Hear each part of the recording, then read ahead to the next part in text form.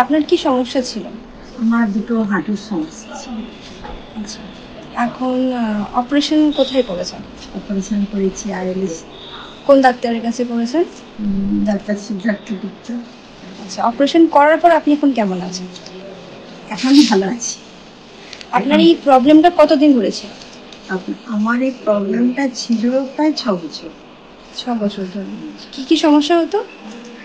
চলতে পারতাম না, পায়ে লাগতো, মানে ওই যে